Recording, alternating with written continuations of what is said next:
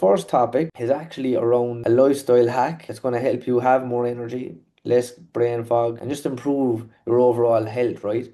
And it's actually about microplastics. We want to reduce the load that's possibly going into our system, which is very hard these days. They say everyone now these days is walking around with over a credit card size full of plastic floating around their system, right? This is not about becoming paranoid either. I don't want you to freak out ratting about the stuff I'm explaining here. And it's not about living in a bubble and trying to avoid plastic completely. This is just about reducing the load where it's easy, the obvious parts where there is issues with that kind of crop up more and more, and simple swaps that you can do each day, which may reduce the microplastics that you were consuming. Because microplastics are basically these tiny particles. They can end up in food, drinks, in the environment, your clothes. The annoying part is you don't see them. You don't like physically see them going into your system. So you don't really think about them that much. But more and more research now is showing guys that it's not just a thing out that's out there.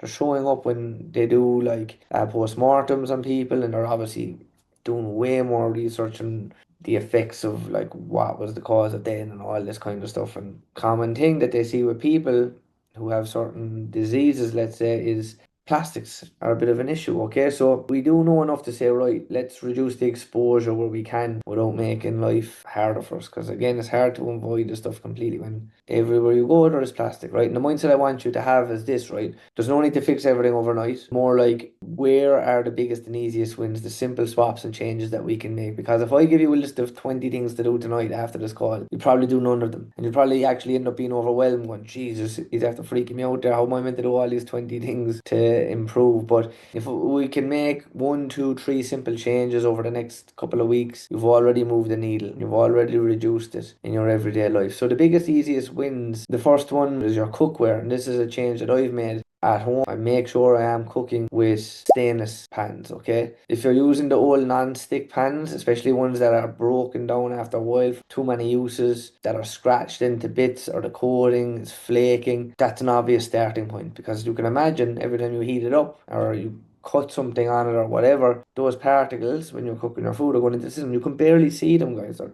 so minuscule, but over time, more and more is going into the system, because when the pan is wrecked like that and you're heating it up every day, that coating isn't staying perfectly intact. And where is it going? It's either coating the food or you're ingesting it when you ingest the food, right? So a simple one to upgrade there is start moving towards a stainless steel pan. They're a bit pricier than a regular pan, but there's a reason for that, right? Because it's going to be better for your health long term. And I wouldn't just get it because, like, for the sake of getting it, it is something that is going to help improve your health for sure over the course of multiple years. Plus, it's going to outlast any non-stick pan. One thing I must note, so you are aware, if you're not sure how to use a stainless steel pan, it can be a pain in the hole if you don't know how to use them correctly, because there's a bit of a knack to it. The second one, guys, is coffee cups, plastic cups more specifically. So if you're drinking your hot drinks from the plastic lids, the plastic lined cups, it's not ideal, right? Because the heat, obviously, from the coffee, especially those piping hot ones, and the plastic, and especially some of those shitty cups, it'll just disintegrate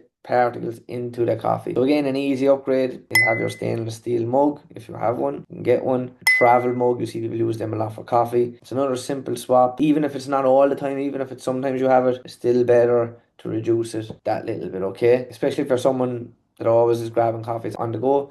This is one of those swaps that can actually reduce exposure without needing to try very hard. The third one that I want you to think about, this one's probably the worst, level, maybe on par with the pan, but it's the one that people don't really see, because this one doesn't wear down like you can see visually like a pan would. You know, a pan needs to go at a certain stage. But it's chopping boards, plastic chopping boards. A lot of people have those plastic chopping boards. I had them myself as well. They get absolutely shredded, right? Every time you cut peppers, onions, or anything, it just shreds up more and more. There's knife marks all over the board. And if you think about it, what do you think is happening when you're slicing onto the board that's being carved up every single day? It's going to be going into the foods that you're cutting up, of course. Moving over to a wooden chopping board is a much smarter option long term. Not only does it last longer, it's more stable. You're not constantly shaving tiny bits of plastic into your food. And again, lads, I'm not saying you need to just go to the kitchen and bin everything that you have tonight, you know, but it's gradual upgrades that are going to upgrade your lifestyle in a healthy way in the long term, okay? Another few ones just as bonuses, but they're the three main culprits that I see and the changes that I have made. The other big one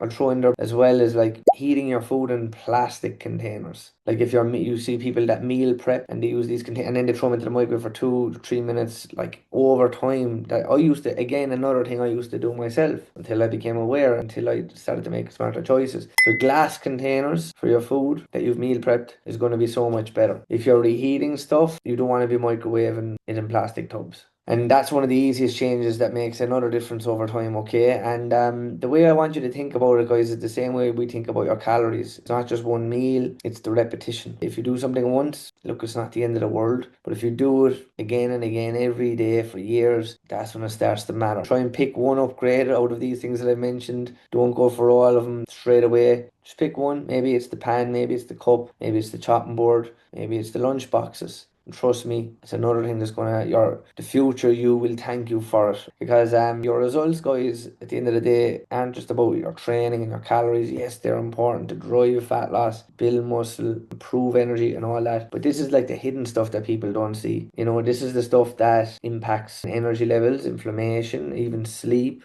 recovery, and keeping your body in a state where it feels good to show up and less likely to have problems in the future.